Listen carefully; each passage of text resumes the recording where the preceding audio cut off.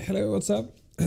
So, yeah, I think this is the third time that since this last summer where I have a bit of a cold, and I guess you could say that third time is the charm. I'm now positive COVID, so this stream will actually be quite short, and that's why I figured that maybe I could go through the strategy of 3 maps at least. But we'll see how it goes before, because I feel my voice is kind of giving up a little bit. I have a fever that's going. Don't have much fever left, but it's going a little bit up and down. It starts to sweat sometimes and so on. Anyway, hope everyone is doing great, and we just skip into the strategy talk. So without any further ado, let's start with discarded. And I was actually sitting preparing this a little bit, the few minutes I had before, and I realized that this map is that I found, and I was like, oh, I'm happy I found a breakthrough map, and it's a bit weird, I guess you could say. I mean, is this 64 map perhaps? I don't know. It is not the correct one. It's not what I expected, which kind of messed things up a little bit. I'm not sure if we... No, exactly. So if we zoom out a little bit and... yeah, this is making me a bit confused, but anyway. So if you remember the 128 map, you have 1 point down here. That one is actually a little bit further up. They're not so close. They're not... I mean, the first part is not the... I would say that 1 point is here and the other one is up here by the crane. Well, I think this will do, even if it's less detailed. And this map, it doesn't really matter at the first points, the first sector. You don't have to be very detailed. The idea is that usually, as attacker, every player is just running over an open field trying to get to A2, and they get massacred, and it continues to go on for quite some time. And on towards A1 there are a few more trees and stuff. There are a little bit more to hide, so it goes a little bit slower to advance, but you can actually get to the point. So speaking of strategy, yeah. That's why I have dark clothes as well today. Anyway, we'll have some background music so you don't have to listen to my voice all too much. But yeah, so the strategy, and also let me emphasize that strategy is how you win wars. Tactics is how you win the battle. Which means that if you're facing opponent, you can use tactics to kill that opponent, but to win the actual war, like the entire thing, that's the strategy. And I'm very well aware that using strategy in Battlefield 2042 is of course extremely hard. You have 64 players in your team, and I don't think you should expect the entire team to... I mean, I've seen people writing in chat like, come on team, do this, and then they get angry when the team doesn't do that, or at least that's what they feel. I mean, it could be that the team tried but they couldn't manage, and so on. And the thing is, even if you're a mastermind, there are so many factors. You can't design the perfect strategy and you go win and you plan for every event. That's not possible in Battlefield 2042, because you have so many players in your team that are doing strange things, or maybe they think you have a different strategy. And you have their opponents, you have 64 players even further, and they of course are going to counter what you do, so you can't have a set plan. But the basic idea for this map is to not just run across the field, because it's too open. You're very vulnerable on the field on the way to A2. So preferably some people put some pressure on A1, so they still have to defend it with something.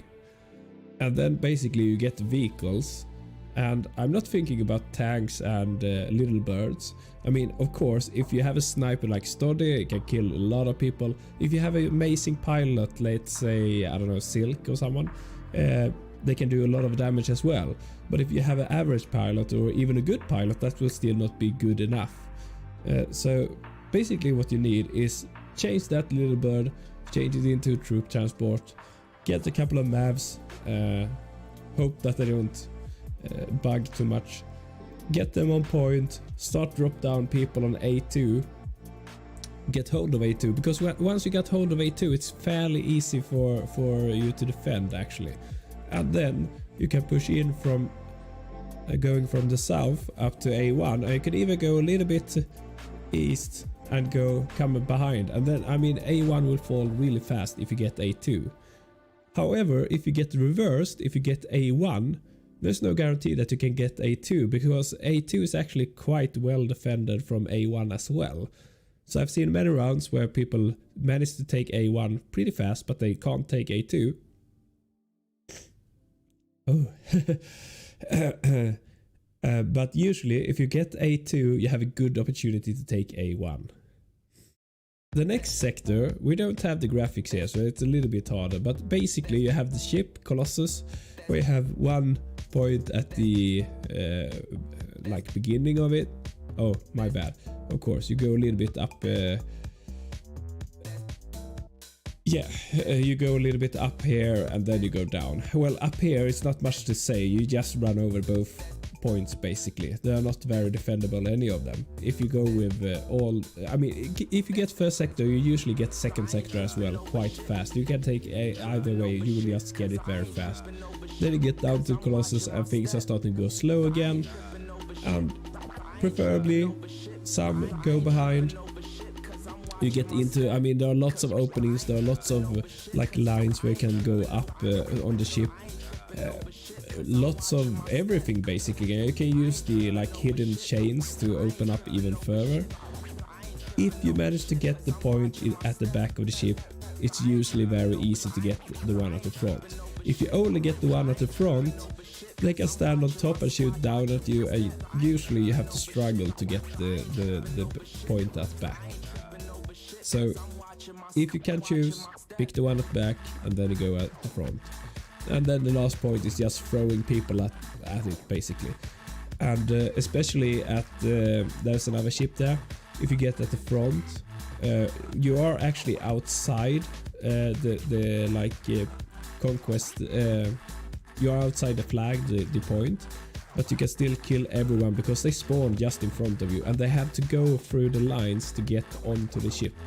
And they will be so stressed to get on the points, you can kill them quite easily actually. And at this moment, if you get so far, usually you have like good pilots, you have good tanks, and you can put a lot of pressure anyway, so that's fairly easy actually. Okay, moving on, while my voice still lasts. Hopefully at least. So, Manifest. This is this map looks alright at least, that's good.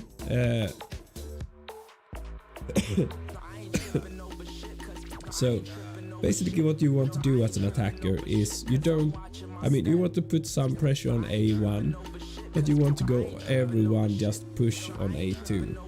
And if you can, I mean, you can go with some vehicles up here, but just push like down here onto A2, in the middle, over the containers, every way you can go, just get to A2.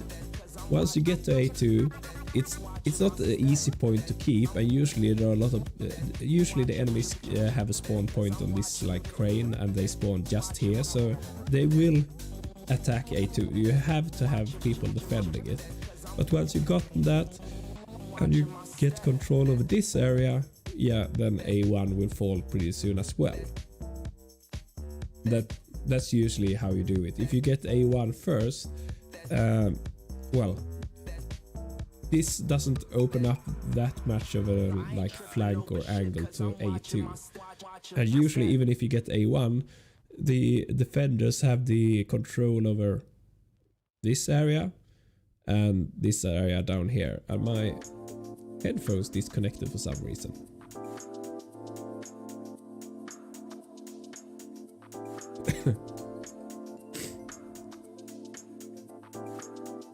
That's great. I think my headphones think that there's so little noise going on, so they don't think that I'm using them. Great, thank you. Anyway, once you get through this point, it's actually getting a little bit more interesting, because then you have a point on the ship down here and on the ship down here. And usually what people do is that they run straight for the open area and they die. So you could do, actually you could go 2 flank routes here, and you can take, I think you can take either ship first. It doesn't matter that much.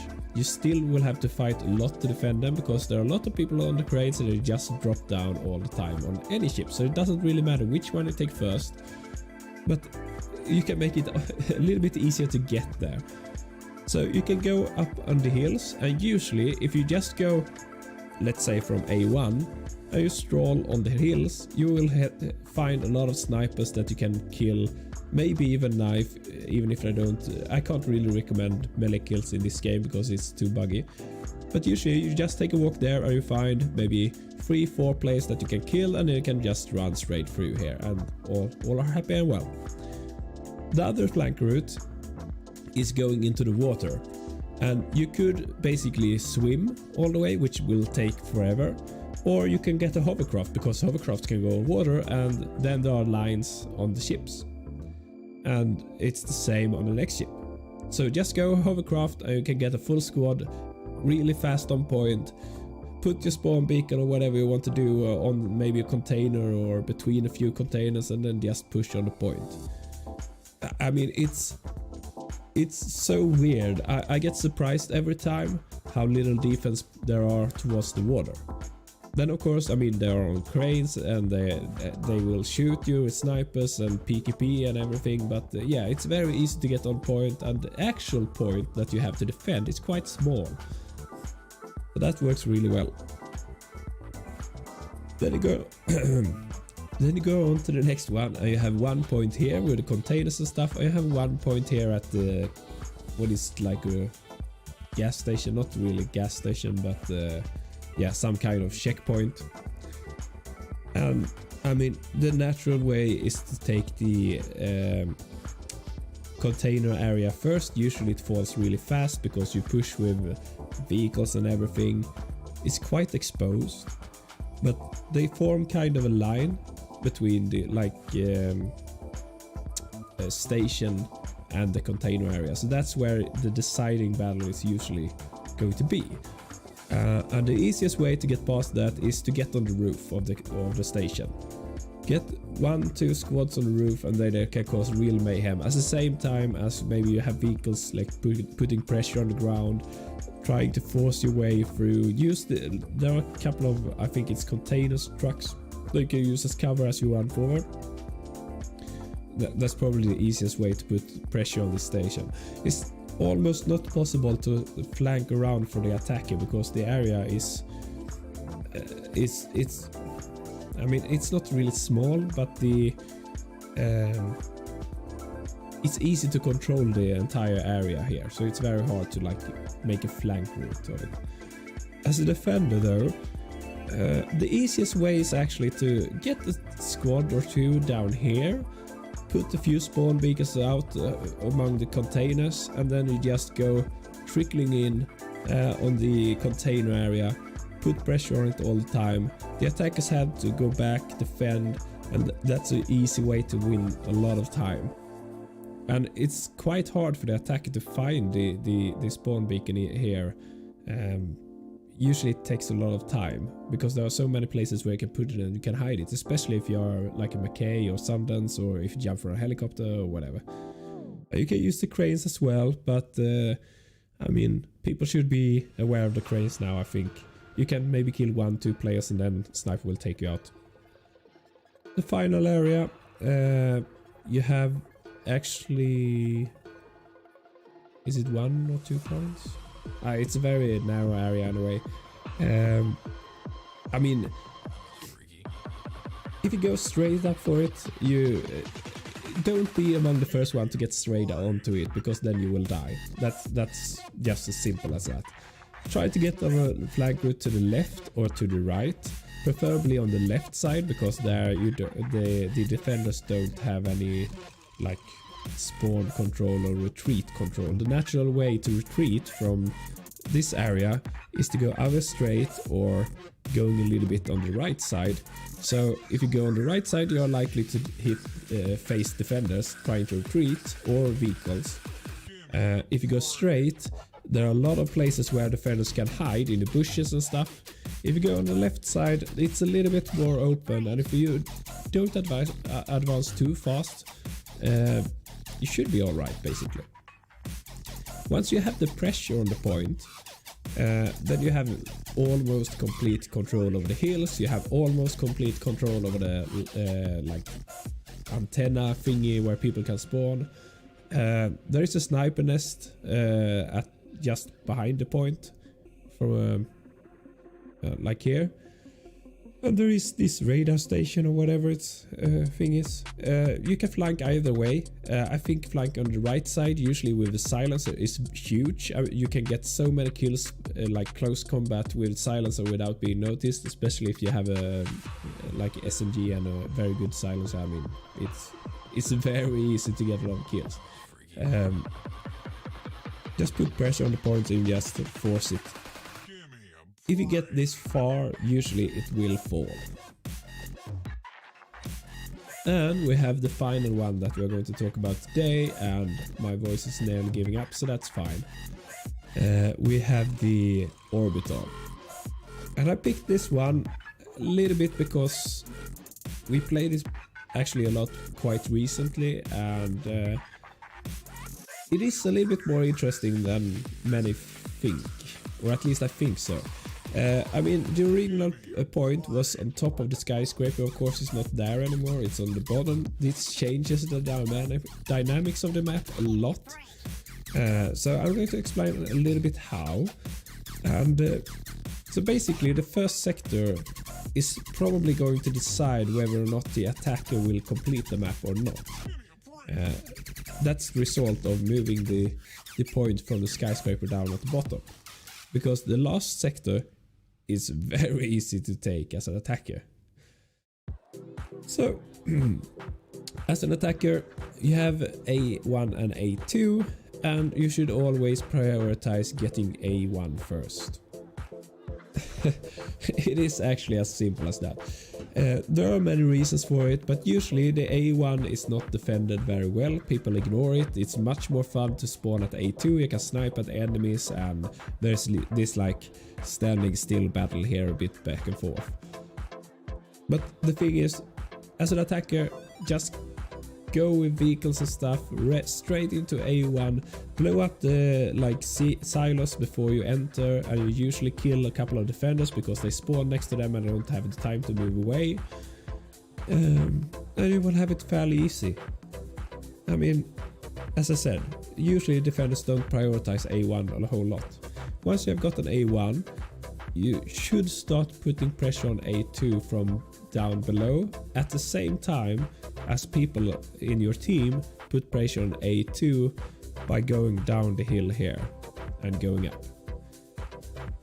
So if you control this area here, regardless if you have control over the different points, if you control this area here, you actually have good flank routes to both, and people are, I don't know, it surprises me how little they mind this. The only thing where it's like a negative thing, and this is a tip for the defender, by the way.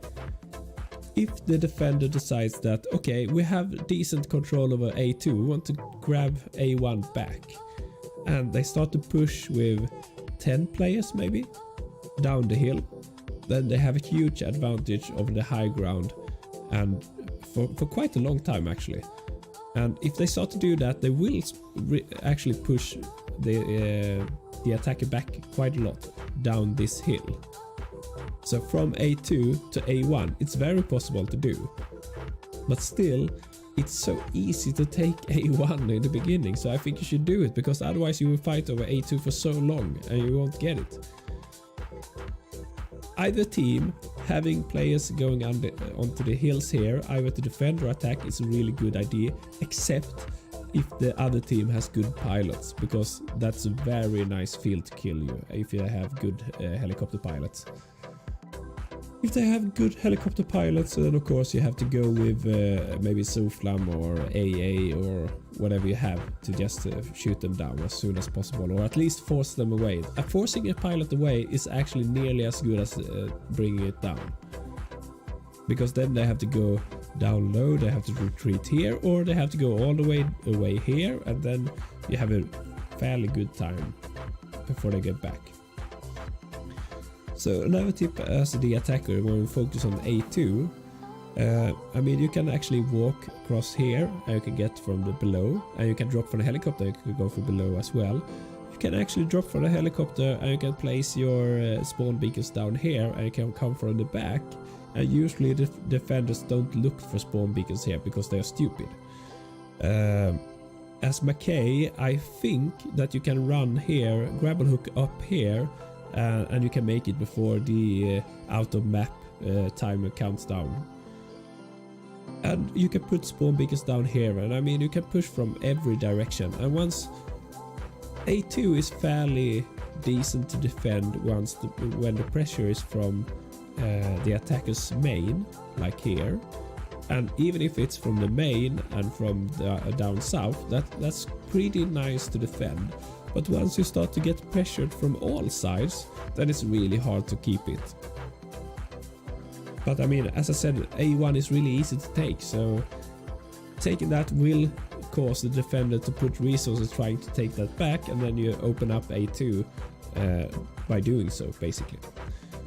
Once you get past that point, you start to focus on the house, and as I said, it's changed now, so it's only a point at the bottom.